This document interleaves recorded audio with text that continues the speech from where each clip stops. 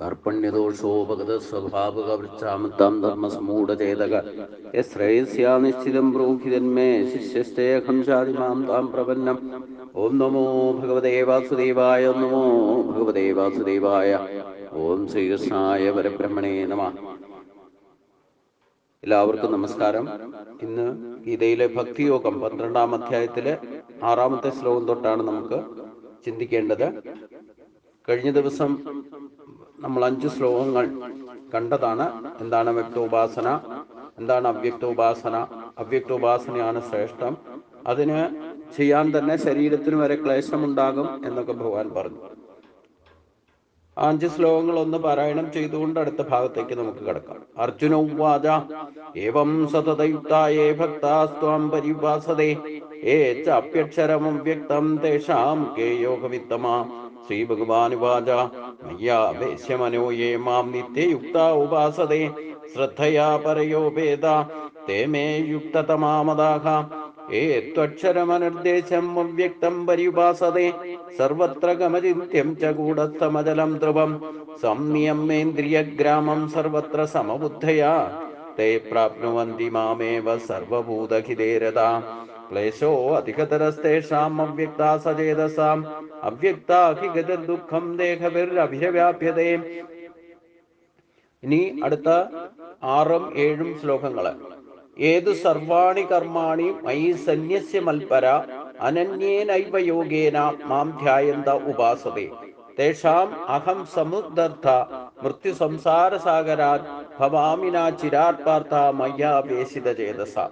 അല്ലയോ അർജുന, സകല കർമ്മങ്ങളെയും എന്നിൽ തന്നെ അർപ്പിച്ച് എന്നെ തന്നെ പരമമാശ്രയമായി കരുതി ഏകാന്ത ഭക്തിയോടെ എന്നെ ധ്യാനിക്കുന്നവരായിട്ട് യാതൊരുവൻ ഉപാസിക്കുന്നുവോ എന്നിൽ ഉറച്ച മനസ്സോടുകൂടിയ അവർക്ക് വൈകാതെ മരണരൂപമായ സംസാര സമുദ്രത്തിൽ നിന്നും കരകയറ്റുന്നവനായിട്ട് ഞാൻ ഭവിക്കുന്നു. ഞാൻ അവരെ സംസാര സമുദ്രത്തിൽ നിന്ന് കരകയറ്റുമെന്ന് താല്പര്യം. അനന്യേനൈവ യോഗേന എന്ന പദപ്രയോഗത്തിൽ ഉപാസകൻ തന്നിൽ നിന്ന് അന്യമല്ല, ഉപാസന്യമായ ഭഗവാൻ എന്ന ഭാവത്തോടെ, അതായത് ഭക്തനും ഭഗവാനും ഒന്നായി മാറുന്ന അവസ്ഥയ്ക്കാണ് ഇവിടെ അനന്യേനൈവ യോഗേന എന്ന് പറഞ്ഞു. ഭഗവാനെ രണ്ടായിട്ട് കാണാം, മറ്റൊന്നായിട്ട് കാണാതിരിക്കുക. നമ്മുടെയൊക്കെ ഭക്തിയുടെ ഏറ്റവും വലിയ കുഴപ്പവും അത് തന്നെ. നമ്മൾ ഈശ്വരനെ രണ്ടായിട്ട് കാണാം. ഞാൻ വേറെ, ഈശ്വരൻ വേറെ. ഈശ്വരൻ വേറെ ഏതോ ഭാഗത്തിരിക്കുന്നതായിട്ടാണ് നമ്മുടെ, ഇല്ലേ വേറെ ഒരു പുറത്തിരിക്കുന്നതായിട്ടാണ് നമ്മുടെ ചിന്താഗതി. ആ ഒരു ഭാവം മാറണം. അതായത് യഥാർത്ഥ ഉത്തമ ഭക്തനാകണമെങ്കിൽ ശരീരത്തിന് വരെ ക്ലേശം ഉണ്ടാകുമെന്ന് പറഞ്ഞു. അവ്യക്ത ഉപാസന ചെയ്യുന്നുണ്ടെങ്കിൽ മനസ്സിനെ ഏകാഗ്രമാക്കുക എന്നുള്ളതാണ് ഏറ്റവും വലിയ പ്രയാസകരമായ കാര്യം. മനസ്സ് ചഞ്ചലമാണ്, അതിനെ പിടിച്ചു നിർത്തുക എന്ന് പറയുന്നതാണ് ഏറ്റവും പ്രയാസമുള്ള കാര്യം എന്ന് ഭഗവാൻ പറഞ്ഞു. പക്ഷെ അതിനും ഉപായം പറഞ്ഞു. അഭ്യാസയോഗയുക്തേന, നിത്യയുക്തമായിട്ട് അഭ്യാസം കൊണ്ടും വൈരാഗ്യം കൊണ്ടും അതിനെ നമ്മുടെ നിയന്ത്രണത്തിലാക്കാൻ സാധിക്കും. വൈരാഗ്യം എന്ന് പറഞ്ഞു കഴിഞ്ഞാൽ തന്നെ ഈ ഭൗതിക വിഷയങ്ങളോടുള്ള വിരക്തി, അത് പിന്നെ ദൃഢനിശ്ചയം, ഭഗവാനെ ഭജിക്കണം. അത് നിത്യയുക്തമായിട്ട് കൃത്യനിഷ്ഠ ഭക്തി വിവേചനശക്തി ദൃഢനിശ്ചയം ഇവ കൊണ്ട് നിത്യയുക്തമായിട്ട് ഭജിക്കും എന്ന് ദൃഢനിശ്ചയം ചെയ്യുകയും അതിനു വേണ്ടിയിട്ട് ത്യാഗമനസ്ഥിതി ഉണ്ടാവുകയും അത് പ്രാവർത്തികമാക്കുകയും ചെയ്യണം. അതിനെ ക്ലേശങ്ങൾ ഉണ്ടാവും. മായ ജയിച്ചവർക്കേ സാധിക്കും. അപ്പൊ ദിവസവും സൂര്യൻ ഉദിക്കുന്നതിന് മുമ്പ് എഴുന്നേൽക്കണമെന്ന് നിശ്ചയിച്ചാൽ തന്നെ അത് കൃത്യമായിട്ട് നിങ്ങൾക്ക് നിത്യജീവിതത്തിൽ തുടരാൻ സാധിക്കണമെങ്കിൽ തന്നെ അതിന് ക്ലേശമുണ്ട്. അപ്പൊ അതുകൊണ്ട് ഏത് സർവാണി കർമാണി മയി സന്യസ്യ മൽപര, അതായത് അല്ലയോ അർജുന, സകല കർമ്മങ്ങളെയും എന്നിൽ അർപ്പിച്ചുകൊണ്ട് എന്നെ തന്നെ പരമാശ്രയമായി കരുതി ഏകാന്ത ഭക്തിയോടെ എന്നെ ധ്യാനിക്കുന്നവരായിട്ട്, എന്നെ ഓർമ്മിക്കുന്നവരായിട്ട് യാതൊരുവൻ ഉപാസിക്കുന്നുവോ അവർക്ക് ഭഗവാനെ പ്രാപിക്കാൻ തക്കവണ്ണം അതിന് തടസ്സമായിരിക്കുന്ന സംസാര ബന്ധനങ്ങളെ മുഴുവൻ നീക്കി തരുന്നവർ. അപ്പൊ നമ്മള് ഒരു ദിവസം തന്നെ ആരംഭിക്കുന്ന ഈശ്വര ഭക്തിയോടെ ആയിരിക്കണം. അത് കുറച്ചു നേരം ഭഗവാന്റെ അടുത്തിരുന്നു കൊണ്ട് തന്നെ ജപതപാദികൾ ചെയ്ത് അത് ഉറപ്പിച്ച് അത് വച്ചുകൊണ്ട് തന്നെ കർത്തവ്യ കർമ്മങ്ങളെ ചെയ്യാതിരിക്കാനും പാടില്ല, അതും ചെയ്യണം. അപ്പൊ ഏതേത് മാർഗങ്ങളിൽ ഏതേത് കർമ്മയോഗങ്ങളിൽ അവരവരുടെ ഡ്യൂട്ടി എന്താണോ അത് കൃത്യമായിട്ട് ഭഗവാനെ സ്മരിച്ചുകൊണ്ട് തന്നെ, അതാണ് ധ്യാനിക്കുന്നവരായിട്ട് മാറുക എന്ന് പറഞ്ഞാൽ ഭഗവാനെ ഓർമ്മിച്ചുകൊണ്ട്, ഭഗവാനെ പറ്റി അടിസ്ഥാനമായിട്ട് പരമാശ്രയം ഭഗവാൻ തന്നെയാണെന്ന് ഉറപ്പിച്ചുകൊണ്ട്, ഭഗവാനെ സ്മരിച്ചുകൊണ്ട് അവരുടെ കർത്തവ്യ കർമ്മങ്ങളെ ചെയ്യുക എന്നർത്ഥം. ഇങ്ങനെ ഒരു രീതി നമ്മൾ അഭ്യാസം കൊണ്ട് പ്രാപ്തമാക്കണം എന്നർത്ഥം. അപ്പോൾ മാത്രമേ ഈ അചഞ്ചല ഭക്തി ഉണ്ടാവുകയുള്ളൂ. ഇല്ലെങ്കിൽ ഈ 11 ഇന്ദ്രിയങ്ങളെ കൊണ്ട് മാത്രം ഭജിക്കുന്നവർ, ഇനി ഭക്തി ഇല്ലാത്തവരെ പറ്റി നമ്മൾ ചിന്തിക്കുക തന്നെ വേണ്ട. നിരീശ്വരവാദികളോ യുക്തിവാദികളോ പറ്റി നമ്മൾ ചിന്തിച്ച് വെറുതെ അത് അവരെ പറ്റി ചിന്തിക്കുന്നത് തന്നെ മിഥ്യാചാരമാണ്, അത് പാപമാണ്. കാരണം അവർക്ക് വിശ്വാസം ഇല്ലാത്തവരെ പറ്റി നമ്മൾ എന്തിനു ചിന്തിച്ച് വെറുതെ നമ്മുടെ സമയം വേസ്റ്റ് ആക്കണം. അപ്പൊ നമുക്ക് ഭക്തി ഉണ്ടായാൽ തന്നെ, ഈശ്വരവിശ്വാസം കുറേശ്ശെ ഉണ്ടായാൽ തന്നെ, ഈ 11 ഇന്ദ്രിയങ്ങളെ കൊണ്ട് ഉണ്ടാകുന്ന ഭക്തി ഈശ്വരപ്രാപ്തിക്ക് ഉതകുന്നതല്ല. അതിനെ നിയന്ത്രിക്കണം, അതിനെ ഉറപ്പിക്കണം, അതിനെ സജീവമാക്കണം. ആ സജീവമാക്കിക്കൊണ്ട് പരമ ആശ്രയം ഭഗവാനാണെന്ന് കരുതിക്കൊണ്ട് ചിന്തയിലും വാക്കിലും പ്രവൃത്തിയിലും ഈശ്വര സ്മരണ നിലനിർത്തിക്കൊണ്ട് ഈശ്വരനെ പറ്റി ചിന്തിച്ചുകൊണ്ട് തന്നെ ചെയ്യണം. നമുക്ക് പലതും ഞാനിത് പറഞ്ഞുകൊണ്ടിരിക്കുമ്പോഴും നിങ്ങളിത് കേട്ടുകൊണ്ടിരിക്കുമ്പോഴും നിങ്ങൾക്ക് പലതും ചിന്തിക്കാമല്ലോ, എനിക്കും ചിന്തിക്കാം. എത്ര ദൂരം വേണമെങ്കിൽ മനസ്സുകൊണ്ട് പോയിട്ട് വരാം. അപ്പൊ നമ്മൾ ഈ കർമ്മം ചെയ്തുകൊണ്ട് തന്നെ നമുക്ക് മറ്റൊന്ന് മനസ്സുകൊണ്ട് ചിന്തിക്കാൻ സാധിക്കും. ആ ചിന്ത ഈശ്വരനെ പറ്റിയാകുക. അതാണ് പറയുന്നതിന്റെ ഉദ്ദേശം. അപ്പൊ ആ കർമ്മവും സക്സസ് ആകുകയും ചെയ്യും. ഇപ്പൊ ഞാനിത് ഈശ്വരനെ വിചാരിച്ചുകൊണ്ട്, ഗുരുവായൂരപ്പനെ മനസ്സിൽ വിചാരിച്ചുകൊണ്ടാ ചെയ്യുന്നതെന്നുണ്ടെങ്കിലും ഈ കർമ്മത്തിൽ വികലത വരുമോ? ഒരു വികലതയും വരില്ല. വളരെ ശ്രദ്ധയോടെ ചെയ്യാൻ സാധിക്കുന്നത് ഭഗവാനെ വിചാരിച്ചുകൊണ്ട് ചെയ്യുമ്പോഴാണ്. നമ്മൾ ബാഹ്യ വിഷയങ്ങൾ ചിന്തിച്ചാൽ ഇതിന്റെ ശ്രദ്ധ പോവും, വിഷയം വിട്ടുപോകും. ചിലപ്പോൾ ആവശ്യമില്ലാത്ത കാര്യങ്ങളൊക്കെ പറഞ്ഞു എന്നിരിക്കും. അപ്പൊ നിങ്ങളിത് കേൾക്കുന്നതും ഭഗവാനെ വിചാരിച്ചുകൊണ്ട്, ഭഗവാൻ തന്നെയാണ് എൻ്റെ ഉള്ളിലിരിക്കുന്നതും നിങ്ങളുടെ ഉള്ളിലിരിക്കുന്നു. അപ്പൊ ഭഗവാനെ സ്മരിച്ചുകൊണ്ടാണ് ഇത് കേട്ടാൽ മാത്രമേ നിങ്ങൾക്ക് ശ്രദ്ധാഭക്തിയോടെ കേൾക്കാൻ സാധിക്കൂ. ഇതിന്റെ കാര്യഗൗരവം നിങ്ങൾക്ക് മനസ്സിലാക്കണം എന്നുണ്ടെങ്കിലും ഭഗവാനെ സ്മരിച്ചുകൊണ്ട് ചെയ്യണം. അപ്പൊ നിങ്ങൾ അടുക്കളയിൽ പോയി പണിയെടുത്താലും വേണ്ടില്ല, അവരവരുടെ ഡ്യൂട്ടി എവിടെ പോയി ചെയ്താലും വേണ്ടില്ല. യോ യോ യാം യാം തനി ഭക്തക എന്ന് പറഞ്ഞ് എത്കരോഷി യസ്നാശി യജ്ജുകോഷി തദാസി, എന്ത് ചിന്തിച്ചാലും എന്ത് പറഞ്ഞാലും എന്ത് പ്രവർത്തിച്ചാലും ഭഗവാനെ സ്മരിച്ചു കൊണ്ട് ചെയ്യുക എന്ന് പറഞ്ഞ ആ അവസ്ഥയിലെത്തിയാൽ മാത്രമേ നമുക്ക് മരണരൂപമായ സംസാര ബന്ധനത്തിൽ നിന്ന് മുക്തി നേടാൻ സാധിക്കൂ. അല്ലാതെ ഒരു ഷോർട്ട് കട്ടുമില്ല, ഒരു ഉപായവുമില്ല, ഒരു മരുന്നുമില്ല. ഒരു സൂപ്പർ മാർക്കറ്റിൽ പോയാലും എത്ര പൂജകൾ ചെയ്താലും ഹോമങ്ങൾ ചെയ്താലും ഇതിനു വേണ്ടിയിട്ട് നിങ്ങൾ എത്ര വേദവൈദിക കർമ്മങ്ങൾ ചെയ്താലും എന്ന് വരെ മനസ്സ് ശുദ്ധമാക്കിക്കൊണ്ട് ഭഗവാനെ ഇതുപോലെ സ്മരിച്ചുകൊണ്ട് അവരവരുടെ കർത്തവ്യ കർമ്മങ്ങൾ ചെയ്യാൻ സാധിക്കാതിരിക്കുന്നിടത്തോളം കാലം ഈ മരണരൂപമായ സംസാര ബന്ധനത്തിൽ നിന്ന് മുക്തി പ്രാപിക്കുന്ന പ്രശ്നമില്ല. വീണ്ടും വീണ്ടും ജനിക്കുകയും മരിക്കുകയും ചെയ്യും. ജനന മരണങ്ങളുണ്ടോ, ജന്മമുണ്ടോ, പുനർജന്മമുണ്ടോ, ഇതൊക്കെ തർക്ക വിഷയമാണ്. ഇതേപ്പറ്റി ബോധമില്ലാത്തവര് ഇതേപ്പറ്റി തർക്കിക്കാനും വരും. എന്നാൽ ഇതേപ്പറ്റിയൊന്നും അത് ഉണ്ടോ ഇല്ലാതിരിക്കട്ടെ, ഈ ജന്മം കിട്ടിയിട്ടുണ്ടല്ലോ, ഈ ജന്മത്തിലെങ്കിലും ഇത് വേണ്ട വിധത്തിൽ ഉപയോഗിക്കാൻ സാധിച്ചാൽ മാത്രമേ അടുത്ത ജന്മത്തിൽ ഉണ്ടോ ഇല്ലയോ എന്നൊന്നും ഇപ്പൊ ചിന്തിക്കാൻ പോകണ്ട. അതൊക്കെ ഫലേച്ഛയാവും. ഇനി എത്ര ജന്മം ഉണ്ടായിരുന്നു അതും ചിന്തിച്ചിട്ട് കാര്യമൊന്നുമില്ല. നമുക്കിപ്പോ പ്രസന്റ് കണ്ടീഷനിൽ ശരീരത്തോട് കൂടി ഇരിക്കുമ്പം ഈ ശരീരത്തെ തന്നെ ക്ലേശങ്ങൾക്ക്, നിരന്തരം ക്ലേശങ്ങളാണ് ശരീരം കൊണ്ട് തന്നെ ഉണ്ടായിക്കൊണ്ടിരിക്കുന്നത്, അല്ലെ? അത് തന്നെ സംസാര ബന്ധനാണ്. ഒരു ദിവസം എണീക്കുന്ന മൂടായിരിക്കില്ല പിറ്റേ ദിവസം എണീറ്റ് വരുമ്പോ. ഇങ്ങനെ പലതരത്തിലുള്ള ക്ലേശങ്ങളും ബന്ധനങ്ങളും നമുക്ക് ടെൻഷൻ ഇല്ലാത്ത ഒരു ദിവസമെങ്കിലും ഉണ്ടോ? ഒരു നിമിഷമെങ്കിലും ഉണ്ടോ? ചിലർക്ക് ഒരു ടെൻഷനും ഇല്ല എന്ന് പറഞ്ഞിട്ട് ടെൻഷൻ, ഇന്നൊരു വിഷയവും ഇല്ല ചിന്തിക്കാൻ. അപ്പൊ അതനുസരിച്ച് കണ്ട് അത് വെച്ചിട്ട് ചിന്തിക്കാം. അപ്പൊ ഇങ്ങനെ നമ്മൾ വേസ്റ്റ് ആയിട്ട് പോകുന്ന സമയം എത്ര. അപ്പൊ ഓരോ നിമിഷവും കടന്നു പോയാൽ അത് വേസ്റ്റ് ആയി പോയി എന്നർത്ഥം, തിരിച്ച് കളക്ട് ചെയ്യാൻ സാധ്യമല്ല. അപ്പൊ ശരീരത്തോടു കൂടി ജീവനോടെ ഈ നിമിഷം ഇരിക്കുമ്പം ഇതൊന്ന് പ്രയോഗത്തിൽ വരുത്താൻ സാധിക്കുക. ഭക്തി ഉള്ളവർ. ഇല്ലെങ്കിൽ 11 ഇന്ദ്രിയങ്ങളെ കൊണ്ട് നിങ്ങൾ ഈ പറയുന്ന പാരായണങ്ങളോ ക്ഷേത്ര ദർശനങ്ങളോ സത്സംഗങ്ങളോ തീർത്ഥാടനങ്ങളോ ഒക്കെ നടത്തിയാലും അതൊക്കെ വീണ്ടും ഇവിടെയൊക്കെ തന്നെ ചുറ്റിത്തിരിയാൻ ഇടവരുന്നർത്ഥം. യാതൊരു സംശയമില്ല ആ കാര്യത്തിൽ. എത്ര ശ്രേഷ്ഠമായിട്ട് കേരളത്തിൽ ജനിച്ചു വളർന്ന ഒരു ബ്രാഹ്മണൻ 32 വയസ്സിനകം ഇത് സാക്ഷാത്കരിച്ച് കാണിച്ചു, ഭഗവാനെ പ്രാപിച്ചല്ലോ. ചിലരിന്ന് അത് പ്രാപിച്ചിട്ടില്ല എന്നൊക്കെ പറഞ്ഞുകൊണ്ട് നടക്കുന്നവരുണ്ട്. അത് ബിസിനസ് ആക്കാൻ വേണ്ടിയിട്ട് ശങ്കരാചാര്യർ പോലും ആത്മസാക്ഷാത്കാരം നേടിയിട്ടില്ല എന്നൊക്കെ പറഞ്ഞ് പ്രചരിപ്പിക്കുന്നവരെ ഞാനിപ്പോൾ അടുത്ത് പരിചയപ്പെടാനിടവും. അപ്പൊ ഈ അവബോധമില്ലാതെ അവിദ്യാദോഷങ്ങളെ കൊണ്ട് നമുക്ക് ഏത് കാര്യത്തിനെയും ദുർവ്യാഖ്യാനം ചെയ്യാമല്ലോ, അതിനുള്ള സ്വാതന്ത്ര്യം നമുക്കുണ്ട്.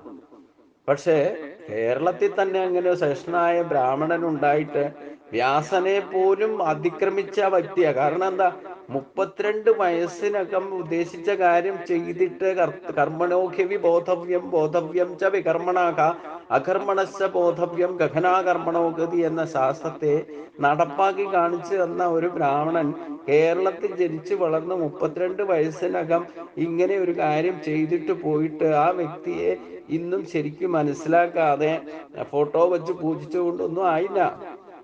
അതിന്റെ ശ്രേഷ്ഠത മനസ്സിലാക്കണം. അതിന്റെ ഒരു അംശമെങ്കിലും നമുക്ക് കേരളത്തിൽ ജനിച്ചു വളർന്നിട്ടാകാൻ സാധിച്ചോ? ആ വ്യക്തിയെ മനസ്സിലാക്കാൻ പോലും നമുക്ക് സാധിച്ചില്ലെങ്കിൽ അതൊക്കെ അവിദ്യാദോഷങ്ങളാ. അപ്പം നമുക്ക് ഏത് വിഷയത്തിലും തെറ്റായിട്ട് ഏത് തരത്തിലും വ്യാഖ്യാനിക്കാം. അപ്പൊ ഇവിടെ ഭഗവാൻ പറയുന്നത് എന്താ, ഇത്തരത്തിലൊരു കർമ്മ മേഖല തുറന്ന് അവരവർക്ക് നിർദ്ദേശിച്ചിരിക്കുന്ന കർമ്മം, അതൊക്കെ ഭഗവാന്റെ നേരിട്ടുള്ള അംശമായിരുന്നു. നമ്മളെയൊക്കെ മനസ്സിലാക്കി തരാൻ വേണ്ടിയിട്ടാണ് ഇങ്ങനെ ചില ജന്മങ്ങളൊക്കെ ഭഗവാൻ കൊടുക്കുന്നതും അവരെയൊക്കെ നിമിത്തമാക്കുന്നത്. പക്ഷേ ഇതൊക്കെ സംഭവിച്ചിട്ട് നമ്മൾ ഈ മനുഷ്യന്റെ അവിദ്യാദി ദോഷങ്ങളെ കൊണ്ട് അവരെയൊക്കെ ദുർവ്യാഖ്യാനം ചെയ്തുകൊണ്ട് അവരൊക്കെ സാധാരണ ശരീരം എടുത്തു വന്നവരാണെന്ന്, ഇല്ലെങ്കിൽ അത്തരത്തിൽ നമ്മുടെ കാഴ്ചപ്പാടനുസരിച്ച് കൊണ്ടൊക്കെ ഓരോന്ന് ദുർവ്യാഖ്യാനം ചെയ്യും. നമ്മളിപ്പം ഏത് തരത്തിലുള്ള ഒരു വിഷയത്തിൽ ഞാൻ പറയുന്ന കാര്യങ്ങൾ തന്നെ നിങ്ങൾ ചിന്തിക്കുന്നത് നിങ്ങളുടേതായ ആ ഭാവം അനുസരിച്ചുകൊണ്ടായിരിക്കും, നിങ്ങളുടേതായ കപ്പാസിറ്റി, നിങ്ങളുടെ ചിന്താഗതിയും നിങ്ങളുടെ സ്വഭാവവിശേഷമൊക്കെ അനുസരിച്ചുകൊണ്ടായിരിക്കും നിങ്ങൾ അതേപ്പറ്റി ചിന്തിക്കുന്നത്. അതിന്റെ സത്യം എന്താണെന്ന് കണ്ടെത്തണം എന്നുണ്ടെങ്കിൽ യഥാർത്ഥ ബോധം ഉണ്ടാകണം എന്നർത്ഥം. അതില്ലെങ്കിൽ അതിനെപ്പറ്റിയൊക്കെ ഏത് തരത്തിലും വ്യാഖ്യാനിക്കാമല്ലോ. അപ്പൊ ജന്മാനുജന്മങ്ങൾ ഉണ്ടോ ഇല്ലയോ എന്നൊന്നും ഇപ്പൊ വെറുതെ ചിന്തിച്ചിരുന്നിട്ട് സമയം വേസ്റ്റ് ആക്കണ്ട. അതുണ്ടോ ഇല്ലാതിരിക്കോ എന്ത് വന്നാൽ ചെയ്തു, കാരണം എത്ര പറഞ്ഞാലും അത് മനസ്സിലാകാത്ത സംഗതിയാണ്. എനിക്കൊന്നും സംശയമില്ല, അനേക ജന്മങ്ങള് നമ്മൾ എന്തുവരെ സംസാര ബന്ധനത്തിൽ ഈ പറയുന്ന ഭഗവാൻ പറഞ്ഞ രീതി അനുസരിക്കുന്നില്ലയോ ഇവിടെ തന്നെ ചുറ്റിത്തിരിയേണ്ടി വരും. പക്ഷെ നമ്മുടെ മായയിൽ പെട്ടിരിക്കുന്നതുകൊണ്ട് നമ്മൾ ഇതൊന്നും അറിയുന്നില്ല എന്ന് മാത്രം. ഈ ജന്മത്തെ കാര്യങ്ങൾ തന്നെ മുഴുവനൊന്നും അറിയില്ല. പിന്നെ കഴിഞ്ഞ ജന്മത്തെ കാര്യമല്ലേ, അനേക ജന്മങ്ങളുടെ കാര്യമുണ്ടോ, ഇനി വരാൻ പോകുന്ന ജന്മത്തെ പറ്റി പറഞ്ഞാൽ ആശ്ചര്യവത്പശ്ചിത ഗസ്യദേനം എന്നൊക്കെ ഭഗവാൻ തന്നെ പറഞ്ഞിട്ടുണ്ടല്ലോ. അപ്പൊ അതേപ്പറ്റി ചിന്തിച്ചിട്ടൊന്നും നമ്മുടെ അറിവിന്റെ പരിധിയിലുള്ള കാര്യമല്ല. അതേപ്പറ്റി ചിന്തിച്ച് വെറുതെ ടൈം വേസ്റ്റ് ആക്കണ്ട. ഇപ്പൊ ഇത്ര ചെയ്യുക. നമ്മളിപ്പോ ഈ ശരീരത്തോടു കൂടി ജീവിച്ചിരിക്കുമ്പോൾ ആ ശരീരത്തെ തന്നെ വ്യക്തോപാസന ചെയ്തുകൊണ്ട് അതിനെ യഥാവിധി ആരോഗ്യത്തോടെ, എല്ലാവർക്കും അങ്ങനെ ആഗ്രഹമില്ലല്ലോ. എനിക്ക് അസുഖമൊന്നും ഇല്ലാതെ അനായാസനെ ജീവിക്കണം എന്ന് എല്ലാവർക്കും ആഗ്രഹമുണ്ടല്ലോ. അപ്പൊ ശരീരം എപ്പോഴും സന്തുഷ്ടമായിരിക്കണം, ശരീരത്തും കൊണ്ട് നമുക്ക് യാതൊരു ബുദ്ധിമുട്ടും ഇല്ലെങ്കിൽ തന്നെ ഇതൊക്കെ ചെയ്യാൻ സാധിക്കും. അതുകൊണ്ട് ഞാൻ വ്യക്തോപാസന എന്ന് പറഞ്ഞാൽ തന്നെ അവനവന്റെ ശരീരം ആരോഗ്യത്തോടെ കാത്തു സംരക്ഷിക്കേണ്ടത് അവരവരുടെ ഉത്തരവാദിത്തമാണ്. ശാസ്ത്രം തന്നെ ഇത് പറയുന്നുണ്ടല്ലോ, ആത്മസംരക്ഷണം, ജീവസംരക്ഷണം, പിന്നെ മതി കുടുംബ സംരക്ഷണം. ആ കുടുംബ സംരക്ഷണം നമ്മൾ ഓരോ ഗ്രഹനാഥനെങ്കിലും ആരോഗ്യത്തോടെ ഇരിക്കേണ്ടെങ്കിലേ ബാക്കിയുള്ളവരെ ശരിക്കും നയിക്കാൻ സാധിക്കൂ. അപ്പൊ അടുക്കളയിൽ പോയി പണിയെടുക്കുന്ന അമ്മയായിക്കോട്ടെ, ഭാര്യ ആയിക്കോട്ടെ, അവർക്കും ആരോഗ്യത്തോടെ ഇരുന്നാലല്ലേ ആ പണിയൊക്കെ ചെയ്യാൻ സാധിക്കൂ. അപ്പൊ വ്യക്തോപാസന എന്ന് പറഞ്ഞാൽ തന്നെ അവനവന്റെ ശരീരത്തെ തന്നെ ഉപാസിക്കണം, അതിനെ ആദരിക്കണം, ബഹുമാനിക്കണം, ശുശ്രൂഷിക്കണം.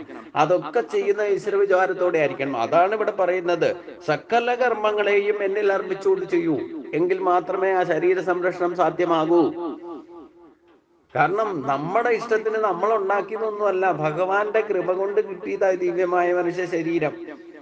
അതും പ്രകൃതീശ്വരനായ ഭഗവാന്റെ അംശം തന്നെയാണ്. അപരാശക്തി കൊണ്ടാണ് ശരീരം നിർമ്മിച്ചിരിക്കുന്നതെന്നൊക്കെ 7-ാം അധ്യായത്തിലൊക്കെ പറഞ്ഞതൊക്കെ ഇത് കണക്ട് ചെയ്ത് ചിന്തിക്കണം. അപ്പൊ നമ്മുടേതായിട്ട് നമ്മളായിട്ട് ഉണ്ടാക്കി വെച്ചതൊന്നുമല്ല, ഇതൊക്കെ പ്രകൃതിയിൽ നിന്ന് തന്നെ ഉണ്ടായതാ ഓട്ടോമാറ്റിക്കായിട്ട്. അപ്പം അതില് നമുക്ക് ഈ ശരീരം കിട്ടിയപ്പോഴല്ലേ ഞാനെന്നും എൻ്റെന്നും പറ്റിയുള്ള ചിന്ത തന്നെ ഉണ്ടാകൂ. അത് മനുഷ്യ ശരീരം ഉണ്ടാകത്തിടത്തോളം കാലം അതിൻ്റെ ഗുണദോഷങ്ങളും ഇതിൻ്റെ പ്രത്യേകതയൊന്നും തിരിച്ചറിയില്ല. അപ്പൊ മനുഷ്യ ശരീരം കിട്ടിയിട്ട് ഈ ഭൗതിക വിഷയങ്ങളുടെ പിന്നാലെ പരക്കം പാഞ്ഞ് ഈശ്വരനെ പോലും വിചാരിക്കാൻ സമയമില്ല എന്ന് പറഞ്ഞ് നടന്നാൽ അതൊക്കെ ജീവിതം വ്യർത്ഥമാകുകയുള്ളൂ. നമ്മൾ അറിയാതെ തന്നെ വീണ്ടും ഈ സംസാര ബന്ധനത്തിൽ തന്നെ ചുറ്റിത്തിരിയുന്ന അവസ്ഥയിലേക്ക് എത്തും. നിസാര കാര്യങ്ങളിലൊക്കെ ചുറ്റിത്തിരിഞ്ഞ് അതിൻ്റെ പിന്നാലെ എന്തിനേറെ പറയുന്നു, മനുഷ്യന് വിശേഷ ബുദ്ധിയും അവനവൻ്റെ ശരീരത്തെയും ഇല്ലെങ്കിൽ അവനവൻ്റെ കർമ്മമേഖലയും യഥാവിധി ശുദ്ധീകരിച്ച് അത് വേണ്ട വിധത്തിൽ ചെയ്യാതെ ഈ കണ്ട മൃഗങ്ങളുടെ പിന്നാലെയും നമ്മൾ തന്നെ ഇതിൻ്റെയൊക്കെ പിന്നാലെ നടന്ന് നമ്മൾ ഈ ജീവജാലങ്ങളൊക്കെ ആയിട്ട് ജനിച്ച് ഇന്നിപ്പോൾ പേപ്പറിലൊരു വാർത്തയുണ്ട്, ഒരു പൂച്ചയെ കാണാനില്ല, പേർഷ്യയിൽ നിന്ന് കൊണ്ടുവന്നതാണ്. അത് വലിയ അതിൻ്റെ ഫോട്ടോയും കൊടുത്തിട്ട് ആ പൂച്ചയെ കാണാനില്ല, അത് കണ്ടവരുണ്ടോ എന്ന് ചോദിച്ചുകൊണ്ട് ആരോ ഒരു പരസ്യം കൊടുത്തേക്കണം. പേർഷ്യയിൽ നിന്ന് കൊണ്ടുവന്ന അത്രയും. എന്തിനു മനുഷ്യന് ഇങ്ങനെ ജീവജാലങ്ങളുടെ പിന്നെ ഈ അടുത്ത മാസത്തിൽ പേർഷ്യൻ പൂച്ചയായിട്ട് ജനിക്കാനാണ് അതിൻ്റെ പിന്നാലെ പോയിട്ട്? ഇങ്ങനെ ആവശ്യമില്ലാത്ത ഭൗതിക വിഷയങ്ങൾ രമിച്ച് നടന്നിട്ട് അതിൻ്റെ പിന്നാലെ നടന്ന് അവസാനം അത് തന്നെയായിട്ട് ജനിക്കുന്ന അവസ്ഥയിലേക്ക് എത്തും. ഇങ്ങനെയാണ് 11 ഇന്ദ്രിയങ്ങളെ കൊണ്ട് ഇനി ഭക്തി ഉണ്ടെങ്കിൽ തന്നെ, ഇല്ലാത്തവരുടെ കാര്യം പിന്നെ പറയണ്ട, ഇനി ഉണ്ടെങ്കിൽ തന്നെ നമ്മൾ ഈ ഭൗതിക വിഷയങ്ങൾ ഈശ്വര വിചാരം നടത്തുന്നവരോ പൂജാതി ഇപ്പം ഈ പറയുന്ന കാര്യങ്ങളൊക്കെ ചെയ്യുന്നവരാണെങ്കിലും ഇപ്പം ഗീത കേൾക്കുന്നവരാണെങ്കിലും നിങ്ങളാണെങ്കിലും അതെ, ഇത് വിട്ടിട്ട് പുറത്തേക്ക് ഇറങ്ങിയാൽ ഭൗതിക വിഷയങ്ങളല്ലേ, അതിൻ്റെ പിന്നാലെയല്ലേ ചുറ്റിത്തിരിയില്. എപ്പോഴും നമുക്ക് ഇതേ സ്വഭാവം തന്നെയാണ്. ഇപ്പം ഞാൻ തന്നെ ഇത് ചെയ്തുകൊണ്ടിരിക്കുന്ന സ്വഭാവമല്ല. ഇതൊരു 10-15 മാക്സിമം 40 മിനിറ്റ് ഇതൊക്കെ നിങ്ങളോട് പറഞ്ഞു തന്നിട്ട് ഞാൻ ഇതൊക്കെ ഓഫ് ചെയ്ത് വെച്ചിട്ട് ഞാൻ എൻ്റെ സാധാരണ ചെയ്യുന്ന കാര്യങ്ങളിലേക്ക് പോകും. ഇല്ലെങ്കിൽ എന്തെങ്കിലും ആവശ്യം പറയും, അതിൻ്റെ പിന്നാലെ പോകും. അപ്പം ഇത് മനുഷ്യൻ്റെ സ്വഭാവമാണ്. അപ്പം ഈ മായയിൽ പെട്ടിരിക്കുന്ന സ്വഭാവത്തെ പൂർണ്ണമായിട്ട് നിമിത്തമാക്കുക എന്ന് പറയുന്നതിനാണ് ഭഗവാൻ പറയുന്നത്. ഇത് ഓരോ വ്യക്തിയും ചെയ്യേണ്ട കാര്യമാണ്. ഓരോ വ്യക്തി ഇത് മനസ്സിലാക്കണം. അപ്പൊ നമുക്ക് കിട്ടിയിരിക്കുന്ന ശരീരവും ശരീരത്തിലുള്ള ശക്തികളും നമ്മുടെ കേമത്വം കൊണ്ട് ഉണ്ടാക്കിയതല്ല, അത് ഏതോ ഒരു ശക്തി നമുക്ക് ഉണ്ടാക്കി തന്നതാണ്. അത് പ്രകൃതി എന്ന് പറയുന്ന ശക്തിയാണ്. ആ പ്രകൃതിയാകുന്ന ശക്തിയിൽ ഡിപ്പെൻഡ് ചെയ്തുകൊണ്ട് അതിനെ ആശ്രയിച്ചുകൊണ്ട് മാത്രമേ ഈ ശരീരത്തെ സംരക്ഷിക്കാൻ സാധിക്കൂ. അപ്പൊ ശരീര സംരക്ഷണം പോലും കർമ്മങ്ങളാണ്. ആ കർമ്മങ്ങൾ പോലും ഭഗവാനിൽ മനസ്സർപ്പിച്ചുകൊണ്ട് ചെയ്യണം. ഭഗവാനെ പരമ ആശ്രയമായി കരുതണം. മറ്റൊന്നുമല്ല നമ്മുടെ ശരീരത്തെ യഥാവിധി സംരക്ഷിക്കുന്നത്. ഒരു മരുന്ന് കഴിച്ചാൽ പോലും ആ മരുന്ന് കിട്ടണമെങ്കിൽ പോലും ദൈവാധീനം വേണം. യഥാർത്ഥ നിങ്ങൾക്ക് അസുഖത്തിന് മരുന്ന് കിട്ടുകയും യഥാർത്ഥ ചികിത്സ കിട്ടുകയും വേണമെങ്കിൽ അതിൻ്റെ ഈശ്വരാധീനം ഇല്ലെങ്കിൽ അത് വേണ്ട വിധത്തിൽ ചെയ്യാൻ സാധ്യമല്ല. കിട്ടു തന്നെ ഇല്ല. നിങ്ങളൊരു കാര്യത്തിന് ഇറങ്ങിയാൽ പൈസ കടം മേടിക്കാൻ പോയാലും അത് കിട്ടണം എന്നുണ്ടെങ്കിൽ നിങ്ങൾക്ക് ദൈവാധീനം ഉണ്ടാകും. അപ്പൊ പരമ ആശ്രയം എല്ലാ കാര്യത്തിലും, ചിന്തയിലും വാക്കിലും പ്രവൃത്തിയിലും നമുക്ക് ആത്യന്തികമായിട്ട് ആശ്രയിക്കേണ്ടതായിട്ടുള്ള ഒരേ ഒരു ശക്തി ഈശ്വരനാണെന്നാണ് ഇവിടെ പറയുന്നത്. അതുകൊണ്ട് അങ്ങനെ ഉപാസിച്ചുകൊണ്ട് അതിൽ ഉറച്ചു നിന്നുകൊണ്ട് അത് ഏകാന്തമായിട്ട് ഓരോ വ്യക്തിയും, ഇതിനെയാണ് ഏകാന്ത ഭക്തി എന്ന് പറയുന്നത്. ഈശ്വരനെ കാണുമ്പോഴും ഈശ്വരനെ വിചാരിക്കുമ്പോഴും മറ്റാരെയും കൂട്ടുപിരിക്കരുത്, എത്ര ഇഷ്ടമുള്ളവരായിക്കോട്ടെ. ഈ ഈശ്വര വിചാരത്തിനില്ലേ, ഈശ്വരനെ ധ്യാനിക്കുന്ന സമയത്ത്, ഈശ്വരനെ പൂജിക്കുന്ന സമയത്ത്, ഇത് കേൾക്കുന്ന സമയത്തും നിങ്ങൾ മറ്റാരെയും കൂട്ടുപിടിക്കരുത്. നിങ്ങൾ ഗീത പഠിക്കാൻ ഇരുന്നാൽ നിങ്ങൾ തന്നെ ഇരുന്ന് പഠിക്കണം. അതിന് കൂടെ ഇരുത്തി കുറെ പേര് ഇരുത്തിക്കൊണ്ട് പഠിച്ചാലൊന്നും നിങ്ങൾ പഠിക്കുന്ന പ്രശ്നമില്ല. എല്ലാവരും യാന്ത്രികമായിട്ട് ചൊല്ലുന്ന കൂടെ ചൊല്ലും, പക്ഷെ യഥാർത്ഥ തത്വത്തെ മനസ്സിലാവില്ല. അപ്പൊ അതിനെയാണ് ഏകാന്ത ഭക്തി എന്ന് പറയുന്നത്. അത് സ്വന്തമായിട്ട് ചിന്തിക്കണം. അതിനെയാണ് ധ്യാനം എന്ന് പറയുന്നത്. ഈശ്വരനെ പറ്റി ചിന്തിക്കണം. അത് ചിന്ത ഉറച്ചാൽ മാത്രമേ നമുക്ക് ഏത് കർമ്മം ചെയ്യുമ്പോഴും ഭഗവാനെ വിചാരിച്ചുകൊണ്ട് ചെയ്യാൻ സാധിക്കും. ഭഗവാനെ വിചാരിച്ചുകൊണ്ടാ ചെയ്യുന്നതെന്നുണ്ടെങ്കിലോ ആ കർമ്മം നിങ്ങൾക്ക് എത്ര ബുദ്ധിമുട്ടോ ക്ലേശം ഉണ്ടായാലും വേണ്ടില്ല, അത് അന്ത്യത്തിൽ നിങ്ങൾക്ക് അതിന്റെ വിജയം കാണാൻ സാധിക്കും. യാതൊരു സംശയവും. അത് യാതൊരു സംശയമില്ല. അഭിഷ്ടസിദ്ധി എന്ന് പറയുന്നത് എന്താ? നമ്മൾ മനസ്സുകൊണ്ട് നിസാര കാര്യമാണെങ്കിലും ലക്ഷ്യമിട്ടോ അത് അനായാസേന നമുക്ക് സാധിക്കണം. അതിന് കുറച്ച് ക്ലേശമൊക്കെ ഉണ്ടാവണം. ഞാൻ പറഞ്ഞല്ലോ, ഇപ്പൊ ഒരു ക്ഷേത്രത്തിന്റെ ഉദാഹരണത്തിന് വേണ്ടിയിട്ട് ആണ് ജന്മം തന്നെ എടുത്തതെന്ന് എനിക്കറിയാം. പക്ഷെ അതൊന്നും എല്ലാവരോടും പറഞ്ഞിട്ടും കാര്യമൊന്നുമില്ല. പക്ഷെ 18 വർഷം കൊണ്ട് ഉദ്ദേശ ലക്ഷ്യം സാധിച്ചു. പിന്നെ ഞാനിപ്പോൾ ആ ക്ഷേത്രത്തിലേക്ക് ഞാൻ താമസിക്കുന്ന സ്ഥലത്ത് നിന്ന് എത്തണം എന്നുണ്ടെങ്കിൽ ബസ്സിനാ പോകുന്നുണ്ടെങ്കിൽ 3 ബസ് വരെ കയറിയിട്ട് വേണം. 1.5 മണിക്കൂർ ടു 2 മണിക്കൂറെങ്കിലും എടുക്കും ഞാനിപ്പോൾ താമസിക്കുന്ന സ്ഥലത്ത് നിന്ന് ഈ പറയുന്ന ക്ഷേത്രത്തിലേക്ക് എത്താൻ. പക്ഷെ ഇപ്പൊ ഭഗവാൻ തന്നെ അനുഗ്രഹിച്ചിട്ട് നേരിട്ട് ഒരു ബസ്സിന് സൗകര്യം ഉണ്ടാക്കി തന്നു നോക്കിക്കോളൂ. അപ്പം ഇത്രയധികം ബുദ്ധിമുട്ടി ട്രെയിനിന് പോകണമെന്നുണ്ടെങ്കിൽ ഇവിടെ ഒരു ബസ് കയറിയിട്ട് പോയിട്ട് വേണം, കുറച്ച് നടന്ന് പിന്നെ ബസ് കയറിയിട്ട് വേണം ട്രെയിനിൽ പോയിട്ട് പോകണമെങ്കിലും. അവിടെ ചെന്നാലും പിന്നെയും ബസ് കയറണം. എങ്ങനെയായാലും 2-3 ബസ് കയറാതെ 1.5 മണിക്കൂർ സമയമെടുക്കാതെ ആ ക്ഷേത്രത്തിൽ എത്താൻ സാധിക്കില്ലായിരുന്നു. ഇപ്പം ഇവിടുന്ന് വീട്ടിൽ നിന്ന് ഇറങ്ങിയാൽ ഈ കൃത്യമായിട്ട് നേരിട്ടുള്ള ബസ്സിൽ കയറിയാൽ 1 മണിക്കൂർ കൊണ്ട്, ഇല്ലെങ്കിൽ മാക്സിമം 1.5 മണിക്കൂർ കൊണ്ട് നേരിട്ടെത്താം. അവിടെ തൊഴുതിട്ട് അതേ ബസ്സിൽ തന്നെ തിരിച്ചും വീട്ടിലെത്താം. ഗുരുവായൂരപ്പൻ എങ്ങനെയൊക്കെ അനുഗ്രഹം തരുന്നതെന്ന് നോക്കിക്കോളൂ. ഇതൊന്നും ഞാൻ പറഞ്ഞിട്ടോ ഇനിഷ്യേറ്റീവ് എടുത്തിട്ടോ ഒന്നും അല്ല ഈ സംഭവം നടന്നത്. പക്ഷേ ഇപ്പൊ അത് യാഥാർത്ഥ്യമാണ്. ഇപ്പൊ ഇവിടുന്നൊക്കെ പാലക്കാട് കാടമ്പുഴ ക്ഷേത്രത്തിലേക്കൊക്കെ നേരിട്ട് ബസ്സുണ്ട്. 5:30 പോയാൽ അതേ ബസ്സിന് തന്നെ അവിടെ പോയി തൊഴുതിട്ട് തിരിച്ചു വരാവുന്ന ഒരു ബസ് സർവീസ് ഒക്കെ ഉണ്ട്. അത് ദിവസവും ഒരിക്കലും 10-15 വർഷമായിട്ട് മുടങ്ങാതെ ഓടുന്ന ഒരു ബസ്സാണ്. പക്ഷെ അതുപോലെ കളക്ഷൻ ഉള്ളതിന്. അപ്പൊ അതുകൊണ്ടാണ് ഞാനത് പറഞ്ഞത് തന്നെ. ഈ നമ്മൾക്ക് വേണ്ടിയിട്ട് ഒരു സൗകര്യം ഉണ്ടാക്കി തന്നാൽ ഭക്തജനങ്ങൾ അത് യൂട്ടിലൈസ് ചെയ്തില്ലെങ്കിൽ അത് വേസ്റ്റ് ആയി പോകും. ഇല്ലെങ്കിൽ അത് വേണ്ട വിധത്തിൽ ഉപയോഗിക്കാൻ സാധിക്കാം. ഇതും ദൈവാധീനം. ഒരു ക്ഷേത്രത്തിന്റെ പുനരുദ്ധാരണത്തിന് ഞാൻ പണ്ട് 7 വർഷം ജോലി എടുത്ത ഒരു ക്ഷേത്രം ദേവസ്വം ബോർഡിന്റെ ആണ്. അവിടെ ഒരു ദൈവാധീനം കിട്ടിയിട്ട് അത് ഉപയോഗിക്കാൻ നാട്ടുകാർക്ക് സാധിച്ചില്ല. കാരണം എന്താ, ഞാനന്ന് അവിടെ നിൽക്കുമ്പോൾ തന്നെ 12 ലക്ഷം രൂപ അന്നത്തെ കാലത്ത്, ഇന്ന് 12 ലക്ഷം എന്ന് പറഞ്ഞാൽ ഇന്ന് അതിന്റെ എത്രയാ, 120 ലക്ഷം രൂപയുടെ, അതായത് 1 കോടി രൂപയുടെ കൂടുതൽ വാല്യൂ ഉണ്ട്. 10-30 വർഷം മുമ്പ് 12 ലക്ഷം രൂപ ദേവസ്വം ബോർഡ് ആ ക്ഷേത്രത്തിന്റെ പുനരുദ്ധാരണത്തിന് അനുവദിച്ചിട്ട് അതിന്റെ 40% ജനങ്ങൾ പിരിച്ചുണ്ടാക്കണം, എങ്കിൽ മാത്രമേ ആ ഫണ്ട് റിലീസ് ചെയ്തു കിട്ടൂ എന്നൊരു കണ്ടീഷൻ ഉണ്ടായിരുന്നു. പക്ഷേ ആ 12 ലക്ഷത്തിന്റെ 40% കമ്മിറ്റിക്കാർക്ക് തിരിച്ചുണ്ടാക്കാൻ സാധിക്കാത്തതുകൊണ്ട് ആ ഫണ്ട് ലാപ്സായി.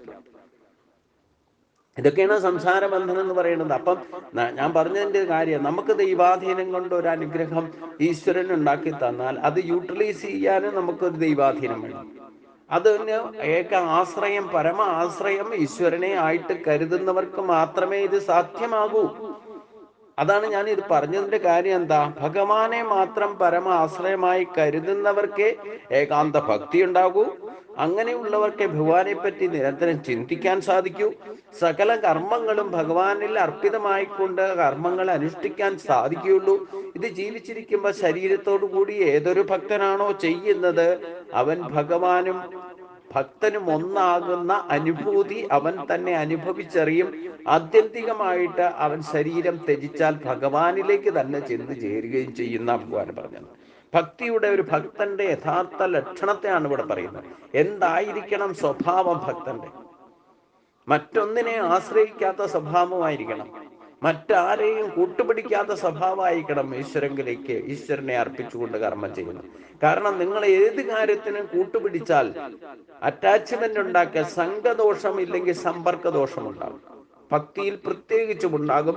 നിങ്ങൾ കൂട്ടുപിടിച്ചാൽ ഭക്തിമാർഗത്തിന് അതിൽ നിന്ന് സംഘദോഷവും സമ്പർക്ക ദോഷവും ഉണ്ടാകും. അതുകൊണ്ട് ഒരു കാരണവശാലും ഗുരുവായൂരപ്പനെ തൊഴാൻ പോകുമ്പം നിവർത്തിയുണ്ടെങ്കിൽ ആരെയും കൂട്ടുപിടിച്ചു പോകരുത്. അഥവാ കൂട്ടുപിടിച്ചു പോയാൽ തന്നെ ആ പ്രധാന കവാടത്തിലൂടെ അകത്തേക്ക് ഗുരുവായൂരപ്പനെ കാണാൻ വേണ്ടിയിട്ട് കടക്കുന്നതിന് മുമ്പ് തന്നെ അവരോട് പറയണം, തൊഴുന്ന സമയത്ത് എന്നെ ശ്രദ്ധിക്കരുത്, നിങ്ങൾക്ക് എന്നെ പിന്നെ കാണണമെന്നുണ്ടെങ്കിൽ പുറത്തിറങ്ങുമ്പോൾ ഒരു വാതിലൂടെ അകത്ത് കയറാവുള്ളൂ, ഒരു വാതിലൂടെ പുറത്തിറങ്ങാവുള്ളൂ. അപ്പൊ പുറത്ത് കാണാം എന്ന് പറഞ്ഞിട്ട് ഒറ്റയ്ക്കേ പോകാവുള്ളൂ ഗുരുവായൂരപ്പനെ കാണാൻ. ഇങ്ങനെ ഭജിക്കാനിരിക്കാനും ജപിക്കാനിരിക്കാനും എന്ത് കാര്യത്തിലിരിക്കുമ്പോഴും ഏകാന്ത ഭാവം, ശ്രദ്ധാഭക്തി നമുക്ക് ഉണ്ടായിരിക്കണം. സത്സംഗത്തിലിരുന്നാലും ഒരു ഗുരുവിന്റെ വചനങ്ങൾ കേൾക്കുമ്പോഴും നിങ്ങൾ ഇത് കേൾക്കുമ്പോഴും ഏകാന്തമായിട്ട് ഒറ്റയ്ക്കിരുന്ന് തന്നെ കേൾക്കണം. അതിനെയാണ് ഏകാന്ത ഭക്തി. അവിടെ നമുക്ക് ശ്രദ്ധാഭക്തി ഉണ്ടാകും. ഞാനിപ്പോ കുറച്ചു പേരെ ഇവിടെ കൂട്ടിയിരുത്തിക്കൊണ്ട് ഇത് പറയുമ്പം അവിടെ ശ്രദ്ധ അങ്ങോട്ടും ഇങ്ങോട്ടും പോകാനിടവരും. അപ്പൊ ഈ സംഘദോഷം സമ്പർക്ക ദോഷം എന്ന് പറയുന്നത് ഏതൊക്കെ വിധത്തിലാ നമ്മളെ ബാധിക്കുക എന്ന് പറയാൻ പറ്റില്ല. അപ്പം ഈശ്വരനെ പരമാശ്രയമായി കരുതുന്ന ഭക്തൻ ഒരു കാരണവശാലും മറ്റൊരാളെ ആശ്രയിക്കരുത്, മറ്റൊരു ശക്തിയെയും ആശ്രയിക്കരുത്. അവർക്ക് നമ്മൾ ഒരു മാർഗദർശനമായിട്ട് മാറുന്ന വിധത്തിൽ പെരുമാറണം. മറ്റൊരാൾ കണ്ടാൽ പോലും, നമ്മളെ വാച്ച് ചെയ്താൽ പോലും നമ്മളെ കണ്ട് മനസ്സിലാക്കിയിട്ട് ഏകാന്ത ഭക്തി എന്താണെന്ന് അവർക്ക് മനസ്സിലാകാൻ തക്കവണ്ണം നമ്മുടെ പെരുമാറ്റം അത്ര ശ്രേഷ്ഠമായിരിക്കണം. ഒരു കാരണവശാലും ഭൗതിക വിഷയത്തിലോ ഇല്ലെങ്കിൽ ഈശ്വരീയ ആധ്യാത്മിക വിഷയത്തിലോ ലിമിറ്റ് കൂടുതൽ ആൾക്കാരെ ഒരിക്കലും കൂട്ടുപിടിക്കരുത്. ശങ്കരാചാര്യർ തന്നെ ആ 32 വയസ്സിനകം തന്നെ 8 വയസ്സിൽ തന്നെ ശിഷ്യന്മാരോട് പറഞ്ഞിരുന്നു, എവിടെ നമ്മൾ തീർത്ഥാടനം നടത്തിയാലും ഇപ്പൊ ദിഗ്വിജയത്തിന് വേണ്ടി പുറപ്പെട്ടപ്പോഴും പറഞ്ഞു, ഒരു കാരണവശാലും 15 പേരിൽ കൂടുതൽ എവിടെ കൂട്ടം കൂടുന്നോ അവിടെ നിന്ന് സ്ഥലം വിട്ടുകൊള്ളണം. എത്ര കൃത്യനിഷ്ഠയോടെയാണ് കാര്യങ്ങൾ ചെയ്തിരുന്നതെന്നറിയോ? അപ്പൊ ഇന്നത്തെ സൗകര്യങ്ങളൊന്നുമില്ല, എത്രയോ ക്ലേശങ്ങൾ സഹിച്ച് കിലോമീറ്ററോളം നടന്നു പോയിട്ടാ ചെയ്തിരുന്നത്. അപ്പൊ ഒരു ദിവസത്തെ ഒരു സന്നിധാനത്തിലോ ഒരു ക്ഷേത്ര സങ്കേതത്തിലോ ഇല്ലേ അതുപോലുള്ള സ്ഥലത്തോ 15 പേരിൽ കൂടുതൽ കൂട്ടം കൂടുന്ന അവസ്ഥ ഉണ്ടായാൽ അദ്ദേഹം ആ സ്ഥലം ഉപേക്ഷിച്ചു പോകും. കാരണം എന്താ? കൂടുതൽ ആളെ കൂട്ടിയാൽ ഈ ഏകാന്ത ഭക്തി നഷ്ടപ്പെടും. ആ കൂടെ കൂടുന്നവർക്കും ശിഷ്യന്മാർക്കും മറ്റുള്ളവർക്കും ഒക്കെ ആ 15 ദിവസത്തിൽ കൂടുതൽ ഒരിടത്ത് തങ്ങില്ല. 15 പേര് കൂടുതൽ അവിടെ കൂടാൻ തുടങ്ങിക്കഴിഞ്ഞാൽ ആ സ്ഥലം വിടണമെന്നായിരുന്നു അദ്ദേഹത്തിന്റെ ഒരു നിഷ്ഠ. കാരണം എന്താ? ആൾക്കൂട്ടം, അതൊക്കെ ഭക്തി യോഗത്തിൽ ഇനി പറയുമ്പം ഭഗവാനും പറയുന്നുണ്ട്, ആൾക്കൂട്ടത്തിൽ നിന്ന് എൻ്റെ ഭക്തൻ വേറിട്ട് നിൽക്കണം, ഒരിക്കലും ആൾക്കൂട്ടത്തിൽ പെടരുത്. അപ്പൊ ഏകാന്ത ഭക്തി എന്ന് പറയുന്നത് ഉണ്ടാകണം എന്നുണ്ടെങ്കിൽ ഈ ഒരു നിഷ്ഠ പാലിക്കണം എന്നർത്ഥം. അപ്പോൾ അതുകൊണ്ട് ഇത് പ്രത്യേകം നോട്ട് ചെയ്യേണ്ടത്, ഭക്തിയോഗത്തിലെ ഓരോ ശ്ലോകങ്ങളും നമ്മുടെ സ്വഭാവ പരിവർത്തനത്തിന് ഉതകുന്നതാണ്. അപ്പൊ നമ്മൾ ശ്രദ്ധിക്കേണ്ട കാര്യങ്ങളൊക്കെ പ്രത്യേകം നോട്ട് ചെയ്യണം എന്നുകൂടി ഇത് മനസ്സിലാക്കണം. എന്താ? മയ്യേവ മന ആദൽസമയി ബുദ്ധി നിവേശയ നിവസ്യക്ഷി മയ്യേവ അധ ഊർത്തം ന സംശയ. എന്നിൽ തന്നെ മനസ്സ് ഉറപ്പിക്കുക, അതാണ് നമുക്ക് സാധിക്കാത്തത്. എന്നിൽ തന്നെ ബുദ്ധിയെയും ഉറപ്പിച്ചു നിർത്തുക. അങ്ങനെ ചെയ്താൽ ദേഹം നശിച്ചു കഴിഞ്ഞാലും നീ എന്നിൽ തന്നെ വസിക്കും, സംശയം വേണ്ട. ഇതാണ് ശരീരം കൊണ്ട് നമുക്ക് സാധിക്കേണ്ട ഒരേ ഒരു കാര്യം. ഈ ശരീരം ഉപേക്ഷിക്കുന്നത് വരെ ഈശ്വരനെ സംശയലേശമെന്നെ ഭജിക്കുക, പരമ ആശ്രയമായിട്ട് കരുതുക. അതിന് മനസ്സാണ് ചഞ്ചലമായിരിക്കുന്നത്. മനസ്സിനെ ഏകാഗ്രമാക്കാനാണ് ഈ പറയുന്ന ഉപാധികളിലൂടെ നമ്മൾ ഈശ്വരനെ ഭജനം നടത്തുന്നത്. ഞാൻ ആവർത്തിച്ച് പറഞ്ഞിട്ടുണ്ട്, ഒരു ക്ഷേത്ര ദർശനം നടത്തുമ്പോൾ അവിടെ മനസ്സെ ഉറപ്പിക്കാനാണ് ക്ഷേത്ര ദർശനം. മനസ്സിനെ ഏകാഗ്രമാക്കാനും വേണം.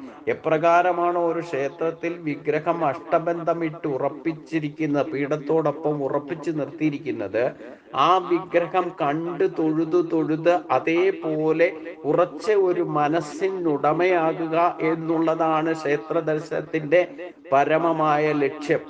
അത് ഏത് ക്ഷേത്രമായിക്കോട്ടെ, ഏത് വിഗ്രഹം പ്രതിഷ്ഠിച്ചാലും വേണ്ടില്ല, അവിടെ ദർശനം നടത്തുന്ന ഒരു മനുഷ്യന്റെ അല്ലെങ്കിൽ ഭക്തന്റെ പരമമായ ലക്ഷ്യം എപ്രകാരമാണോ ആ വിഗ്രഹം അഷ്ടബന്ധമിട്ട് ഉറപ്പിച്ച് പീഠത്തോടൊപ്പം ഉറപ്പിച്ചു നിർത്തിയിരിക്കുന്നത്, അത് കണ്ടു തൊഴുന്നത് വ്യക്തോപാസനയാണ്. ആ വ്യക്തോപാസനയിലൂടെ തന്നെ കണ്ടു തൊഴുത് അതേപോലെ ഉറച്ച ഒരു മനസ്സിനുടമയാകണം. അപ്പോൾ മാത്രമേ ഈശ്വര സാക്ഷാത്കാരം സാധ്യമാകൂ. അതാണ് ക്ഷേത്ര ദർശനത്തിന്റെ പരമമായ ലക്ഷ്യം, അല്ലാതെ ബാക്കിയുള്ള ഭൗതിക നേട്ടങ്ങളല്ല. നിങ്ങൾക്ക് യഥാർത്ഥ ഭക്തി ഉണ്ടാകണം എന്നായിരിക്കണം അവിടെ പോയി നിന്നിട്ട് പ്രാർത്ഥിക്കണത്. ആ ഭക്തി ഉണ്ടാകണമെങ്കിൽ മനസ്സുറയ്ക്കണം, ബുദ്ധി ഉറയ്ക്കണം.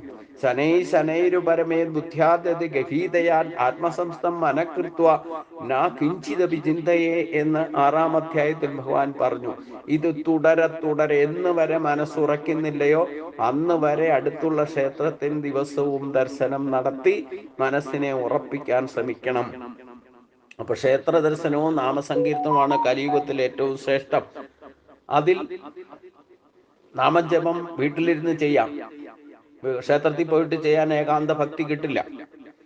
എത്ര കൂട്ടം കൂടി ചെയ്താലും അവിടെ അവിദ്യാദി ദോഷങ്ങൾ ഉണ്ടാകും. അപ്പം ക്ഷേത്ര ദർശനം നടത്തുക എന്നുള്ളതായിരിക്കണം പരമമായ ലക്ഷ്യം. അപ്പം വീട്ടിലിരുന്ന് വേണം നാമസങ്കീർത്തനം ജപതപാദികളും ഒക്കെ ചെയ്യാൻ. ഇനി ക്ഷേത്രത്തിൽ സത്സംഗം നടക്കുന്നുണ്ടെങ്കിൽ അവിടെ ഇരുന്നോളൂ. ഏകാന്ത ഭക്തിയുടെ ഏകാഗ്രമായി ശ്രദ്ധ എന്ന് പറയുന്ന ഗുണത്തെ നമ്മൾ ഉപയോഗിക്കുക. വളരെ നല്ലൊരു ശ്രോതാവായിട്ടിരിക്കുക. ആചാര്യൻ പറയുന്നത് അല്ലെ ഗുരുക്കന്മാര് പറയുന്നത് അത് ശ്രദ്ധയോടെ കേൾക്കുക. അതൊരു കലയാണ് ശ്രവണം എന്ന് പറയുന്നത്. അവിടെയും മനസ്സുറപ്പിക്കണം. ദേഹബോധത്തെ വിട്ടിട്ട് അവിടെ ഇരുന്നോട്ട് കേൾക്കണം. ആ സമയത്ത് മറ്റ് പല വിഷയങ്ങളുമായിട്ട് ബന്ധപ്പെട്ട് പോകരുത്. പകുതി കേട്ടിട്ട് പിന്നെ എഴുന്നേറ്റ് ഇപ്പൊ സമയമില്ല എന്ന് പറഞ്ഞുകൊണ്ട് എഴുന്നേറ്റ് പോരും. ഇല്ലെങ്കിൽ ഊണ് കഴിക്കാൻ മാത്രം വേണ്ടിയിട്ട് പോയിരിക്കുക. ഊണ് കഴിയുമ്പോൾ പിന്നെ അവിടെ ഇട്ടിരിക്കില്ല, സ്ഥലം വിടുകയും ചെയ്യും. ഉണ്ണാൻ പാകത്തിന് പോവുക. ഇതൊന്നും യഥാർത്ഥ ഏകാന്ത ഭക്തിയൊന്നുമല്ല. അപ്പൊ ക്ഷേത്ര ദർശനം നടത്തുന്നതിന് പരമമായി ഏത് വിഗ്രഹം അവിടെ പ്രതിഷ്ഠിച്ചോട്ടെ, അവിടെ ഒരു ശ്രീകോവിലുണ്ടല്ലോ, ഒരു വിഗ്രഹം വർഷമെന്തിട്ട് ഉറപ്പിച്ചിട്ടുണ്ടാവില്ല. അപ്പൊ അത് ദർശനം നടത്തുക എന്ന് പറഞ്ഞാൽ തന്നെ വ്യക്തോപാസന, വിഗ്രഹം കണ്ടു തൊടുന്നത് വ്യക്തോപാസനയും, കാണാതെ കാണാൻ, നിങ്ങൾക്ക് ആ വിഗ്രഹത്തെ കാണാതെ കാണാൻ, ക്ഷേത്ര പരിസരം വിട്ടാലും നിങ്ങളുടെ മനസ്സിൽ ആ വിഗ്രഹത്തിന്റെ രൂപം നിലനിൽക്കുന്നുണ്ടെങ്കിൽ അത് ആണ് മനസ്സും നിങ്ങളുടെ ഉറച്ചു, ബുദ്ധി ഉറയ്ക്കുമ്പോഴാണ് ഈ വിഗ്രഹം നമുക്ക് കാണാൻ സാധിക്കും. അപ്പൊ എത്രമാത്രം ശ്രേഷ്ഠമാണ് ഒരു ശില്പിയുടെ മനസ്സും ബുദ്ധിയും നിങ്ങൾ ചിന്തിക്കണം. കാരണം ഒരു കല്ലിന്റെ കഷ്ണം കൊടുത്താൽ അത് ഏത് വിഗ്രഹം കൊത്തണമെന്ന് നമ്മൾ പറഞ്ഞാലും ആ വിഗ്രഹത്തിന്റെ രൂപം, ആ ആവശ്യമില്ലാത്ത കല്ലിന്റെ കഷ്ണങ്ങൾ കൊത്തിക്കളഞ്ഞാൽ ആ വിഗ്രഹ രൂപം തെളിയുന്നത് ഈ ശില്പിയുടെ മനസ്സിൽ ശരിക്കും ആ വിഗ്രഹത്തിന്റെ രൂപം മനസ്സിൽ ഉറച്ചത് കൊണ്ടല്ലേ, അതനുസരിച്ച് ബുദ്ധിയും ഉറച്ച് പ്രവർത്തിക്കുന്നത് കൊണ്ടല്ലേ ആ കല്ലിന്റെ കഷ്ണത്തിൽ ആവശ്യമില്ലാത്തതൊക്കെ കൊത്തിക്കളയുമ്പോൾ ഭഗവാന്റെ രൂപം തെളിയുന്നത്. ഇതേപോലെ മനസ്സിനെ ഉറപ്പിക്കണം എന്നാണ് ഭഗവാൻ പറഞ്ഞത്.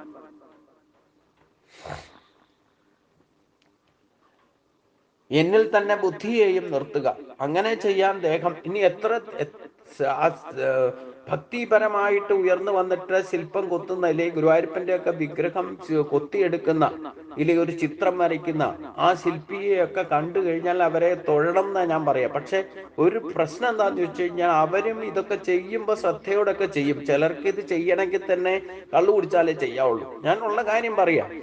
ഇല്ലെങ്കിൽ ഇവര് അവരുടെ ജീവിതം വ്യർത്ഥമാക്കാൻ, ഇങ്ങനെ ഒരു കഴിവ് കിട്ടിയിട്ട് പോലും ഇത് തരത്തിൽ പാട്ട് പാടുന്നവരായിക്കോട്ടെ, കഥകളി സംഗീതം നടത്തുന്നവരായിക്കോട്ടെ, കച്ചേരികൾ നന്നായിട്ട് പാടുന്നവരായിക്കോട്ടെ, വാദ്യഘോഷങ്ങൾ നന്നായിട്ട് ചെയ്യുന്നവരായിക്കോട്ടെ, എത്ര എത്ര എത്ര എത്ര കഴിവുകൾ ഉള്ളവർ പ്രപഞ്ചത്തിൽ ഭഗവാൻ നിമിത്തമായിട്ട് സൃഷ്ടിച്ചു വച്ചിരിക്കുന്നു.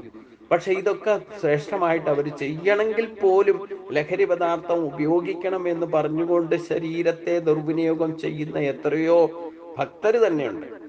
അവർക്ക് പറയുമ്പോൾ ഭക്തിയൊക്കെ ഉണ്ട്. അതാണ് ഞാൻ പറഞ്ഞേ, ഈ 11 ഇന്ദ്രിയങ്ങളെ കൊണ്ട് ജീവിക്കുന്ന മനുഷ്യൻ ജീവിതം വ്യർത്ഥമാക്കുന്ന, അവരവരുടെ കഴിവുകൾ പോലും, ഈശ്വരന് വേണ്ടിയിട്ട് ചെയ്യുന്ന കഴിവുകൾ പോലും ദുർവിനിയോഗം ചെയ്യുന്ന ബ്രാഹ്മണർ വരെയുണ്ട്. ശ്രേഷ്ഠമായ മേശാന്തി സ്ഥാനത്തിരിക്കുന്നവര്, തന്ത്രി സ്ഥാനത്തിരിക്കുന്നവര്, ഇല്ലെങ്കിൽ സപ്താഹം നടത്തുന്നവര്, ഇവരൊക്കെ ഭൗതിക വിഷയങ്ങളിൽ രമിച്ച് നടക്കുന്നത് നമുക്ക് കാണാം. അതുകൊണ്ട് അവരൊന്നും മനസ്സുറപ്പിച്ചിട്ടില്ല എന്നർത്ഥം. ഭഗവാനിൽ പരമം ആശ്രയമായിട്ട് കരുതിയിട്ട് മനസ്സുറപ്പിച്ചിട്ടുണ്ടെങ്കിൽ ഇങ്ങനെ ജീവിതം വ്യർത്ഥമാക്കില്ല, യാതൊരു സംശയവുമില്ല. എന്നിൽ നിന്ന് ബുദ്ധിയെയും മനസ്സിനെയും വികലമാക്കുമ്പോഴില്ലേ മറ്റു വിഷയങ്ങളിലേക്ക് അത് ചെയ്താൽ പോലും അത് കഴിഞ്ഞിട്ട് മറ്റു വിഷയങ്ങളിലേക്ക് രമിക്കുമ്പോഴാണ് അവരുടെ ബുദ്ധിയും മനസ്സും ഉറയ്ക്കാതെ പോകുന്നത്.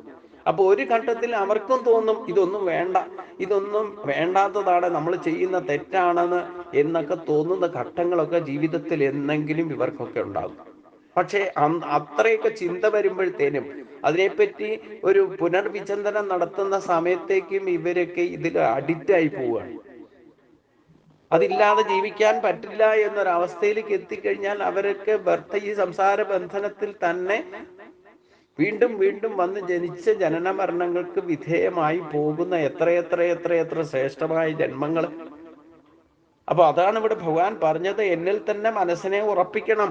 അതാണ് ഗീതാശാസ്ത്രത്തെ ശരിക്കും പഠിച്ചു കഴിഞ്ഞാൽ എന്നെ ആര് വിചാരിച്ചാലും എന്നെ ഒരു സംഘദോഷത്തിലോ വിദ്യാധി ദോഷങ്ങളോ കൊണ്ടെത്തിക്കാൻ എനിക്കിപ്പോ 18 വർഷം കൊണ്ടുള്ള ഗീതാശാസ്ത്രത്തിൽ ഉറച്ചു നിൽക്കുന്നത് തന്നെ ഗുരുവായൂരപ്പന്റെ അനുഗ്രഹം. അതുകൊണ്ട് ആര് വിചാരിച്ചാലും എന്നെ ഒരു സംഘദോഷത്തിലോ അവിദ്യാദി ദോഷങ്ങളിലോ കൊണ്ടെത്തിക്കാൻ സാധ്യമല്ല. അതൊക്കെ ഞാൻ മുൻകൂട്ടി തിരിച്ചറിയും. കാരണം എന്താ, ഭഗവാനെ മാത്ര പരമാശ്രയമായിട്ട് അത് മനസ്സിൽ ഉറച്ചു. അത് ഈ ജന്മത്തിലെ ശ്രേഷ്ഠത മാത്രമൊന്നുമല്ല, അത് പൂർവ്വജന്മ വാസനയും കൂടെ കിടക്കുന്നതുകൊണ്ടാണ് ഇതിൽ ഉറച്ചു നിൽക്കാൻ സാധിക്കുന്നത്, അല്ലേ? അംബരീഷിനെ പരീക്ഷിക്കാൻ ശ്രമിച്ച ദുർവാസാവിന് എന്താ സംഭവിച്ചത്? ഭഗവാനെ മാത്രം പരമാശ്രയമായിട്ട് കരുതിയിരുന്ന അംബരീഷിന്റെ കഥയൊക്കെ പഠിക്കണം. അതിൽ നിന്ന് ഏറ്റവും ശ്രേഷ്ഠനായ ഋഷീശ്വരനായിരുന്ന ഒരു തപസ്യായിരുന്ന ആ ദുർവാസാവിന് വന്ന ഗതി എന്താണ്? ഇവിടെയാണ് ഭക്തിമാർഗത്തിൽ സഞ്ചരിക്കുന്നവർക്ക് പോലും മനസ്സുറക്കുകയും യഥാർത്ഥത്തിൽ ബുദ്ധി ഉറപ്പിക്കുകയും ഭഗവാനെ മാത്രം പരമാശ്രയമായി കരുതുന്നവർക്ക് ഇത്തരത്തിലുള്ള ജീവിതത്തിൽ ഗതിവിഗതികൾ സംഭവിക്കില്ല. അഥവാ ആരുടെയെങ്കിലും അങ്ങനെയൊക്കെ സംഭവങ്ങൾ നമുക്ക് കഥാരൂപത്തിൽ കിട്ടുന്നുണ്ടെങ്കിൽ നമ്മുടെ മനസ്സ് ഭഗവാനിൽ ഉറപ്പിക്കാനും നമ്മുടെ ബുദ്ധിയെ ശ്രേഷ്ഠത വരുത്താനും വേണ്ടിയിട്ട് വിശേഷ ബുദ്ധിയെ കിട്ടിയിട്ടുണ്ട്. അത് വേണ്ട ബുദ്ധി ഉപയോഗിക്കാനുള്ള മാർഗദർശനം മാത്രമാണ് ആ കഥകള്. അപ്പൊ ആ കഥകളൊക്കെ കേട്ടിട്ട് നമ്മുടെ സ്വഭാവത്തെ അനലൈസ് ചെയ്യണം. നമ്മളിപ്പോ ഏത് അവസ്ഥയിലാണ്? നമ്മൾ ശരീരത്തോടു കൂടി ജീവിച്ചിരിക്കുമ്പോൾ നാം അനന്യഭക്തനാണോ? എൻ്റെ മനസ്സ് ഭഗവാനിൽ ഉറച്ചിട്ടുണ്ടോ? എൻ്റെ ബുദ്ധി ഉറച്ചിട്ടുണ്ടോ? ഞാൻ ഭഗവാന് വേണ്ടിയിട്ടാണോ കർമ്മങ്ങൾ ചെയ്യുന്നത്? അത് അവിദ്യാദി ദോഷങ്ങൾക്ക് ബാധകമായ സംഘദോഷമോ സമ്പർക്കദോഷമോ ഉണ്ടാക്കുന്നുണ്ടോ? ഇപ്പൊ ഈ ശ്രേഷ്ഠമായ കലാകാരന്മാരായിക്കോട്ടെ, ഇല്ലേ തന്ത്രിമാരായിക്കോട്ടെ, മേശാന്തിമാരായിക്കോട്ടെ, ഇവർക്കൊക്കെ ഈ ലഹരി പദാർത്ഥങ്ങളിലോ ഇല്ലേ മറ്റുള്ള വിഷയങ്ങളിൽ രമിക്കാൻ കാരണം അത് സംഘദോഷമാണ്, സമ്പർക്കദോഷമാണ്. കൂടെയുള്ളവരുടെ കൂട്ടുകൂടിയിട്ടാണ് ഇവർ ഈ ശ്രേഷ്ഠമായ മാർഗത്തിൽ നിന്ന് വ്യതിചലിക്കുന്നത്, ഇല്ലേ? അപ്പൊ അതുകൊണ്ട് ഭഗവാനിൽ മനസ്സുറപ്പിച്ചിട്ടില്ല എന്നർത്ഥം. അവർ ഭഗവാനെ പരമ ആശ്രയമായിട്ട് കരുതിയിട്ടില്ല. അവരുടെ ബുദ്ധിയും വികലമാണ്. ഇത് കർമ്മം ചെയ്യുമ്പോഴൊക്കെ ചെയ്യുന്നുണ്ട്, ഭംഗിയായിട്ട് ചെയ്യും, ഇതിലൊക്കെ ശ്രേഷ്ഠത വരിക്കും. ചിലപ്പോൾ പുരസ്കാരങ്ങൾ വരെ കിട്ടിയവരുണ്ട്. ദേശീയ കേരള സ്റ്റേറ്റിന്റെ പുരസ്കാരം നമുക്ക് കേരളത്തിൽ തന്നെ ഉദാഹരണമുണ്ട്. സ്റ്റേറ്റ് അവാർഡ് മേടിച്ചവരുണ്ട്, ഇല്ലെങ്കിൽ കേന്ദ്രത്തിന്റെ അവാർഡ് മേടിച്ചവരുണ്ട്, ദേശീയ അവാർഡ് മേടിച്ചവരുണ്ട്. പക്ഷെ ഇവരുടെ സ്വഭാവം ശരിക്കും അന്വേഷിച്ചു കഴിഞ്ഞാൽ ഇവർ ഇങ്ങനെ അവിദ്യാദി ദോഷങ്ങളും ഇല്ലെങ്കിൽ ഈ പറയുന്ന സംഘദോഷവും സമ്പർക്കദോഷവും അനുഭവിച്ച് പലതരത്തിലുള്ള ദുഃഖങ്ങൾ അവരുടെ ആത്യന്തികമായിട്ട് ജീവിതത്തിൽ ഒന്ന് ചിന്തിച്ചാൽ, അവരുമായിട്ട് കൂടുതൽ പരിചയപ്പെട്ടാൽ അറിയാം, അവർ ഈ സംസാര ബന്ധനത്തിൽ തന്നെ ചുറ്റിത്തിരിയല. ഭഗവാന് വേണ്ടിയിട്ട് ഇത്ര ശ്രേഷ്ഠമായ കാര്യങ്ങൾ ചെയ്യുന്നവരാണ് താനും. അതിന്റെ ശ്രേഷ്ഠതയാണ് ഇവർക്ക് ഈ പുരസ്കാരങ്ങളൊക്കെ കിട്ടുന്നത്. പക്ഷേ ഈ അവിദ്യാദി ദോഷങ്ങളെ കൊണ്ട് ഈ പറയുന്ന സംഘദോഷവും സമ്പർക്കദോഷവും, അതായത് ഈ പറയുന്ന അവിദ്യാദി ദോഷങ്ങളെ കൊണ്ടുള്ള ചിലതൊന്നും ഭൗതികമായിട്ടുള്ള ചില കാര്യങ്ങൾ ഇല്ലാതെ ജീവിക്കാൻ പറ്റില്ല എന്നൊരു അഡീഷൻ വന്ന് വീണിരിക്കുക ജീവിതത്തിൽ. അപ്പൊ അതുകൊണ്ട് ആ ഭഗവാൻ പറഞ്ഞ മാർഗം വിട്ട് പ്രവർത്തിക്കുന്നതിന്റെ പ്രധാന കാരണം അതാണ്. അവിദ്യാദി ദോഷങ്ങൾക്ക് ബന്ധനത്തിലാകും എന്നർത്ഥം.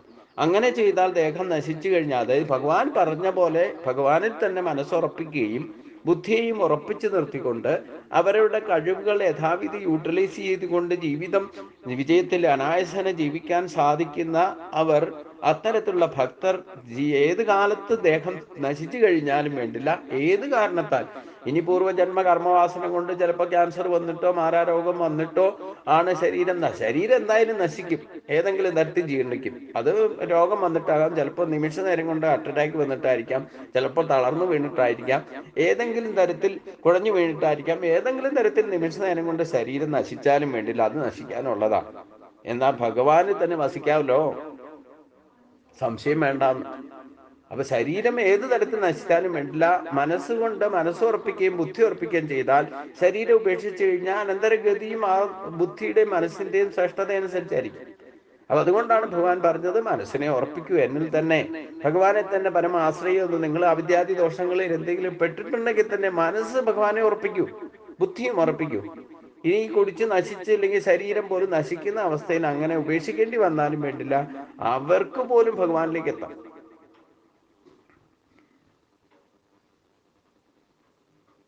അപ്പൊ അതുകൊണ്ട് ഈ മനസ്സിനെ ഉറപ്പിക്കാനുള്ള വഴികളാണ് ഭഗവാൻ പറയുന്നത്. അതുകൊണ്ട് ഇത് പ്രത്യേകം ശ്രദ്ധിക്കണം. ഭക്തിമാർഗത്തിലേക്ക് വരുമ്പോൾ ബാക്കി ഭാഗം നമുക്ക് അടുത്ത ദിവസം ചിന്തിക്കാം. ഇത് സർവത്ര ഗോവിന്ദ നാമ സങ്കീർത്തനം, ഗോവിന്ദ ഹരി ഗോവിന്ദ.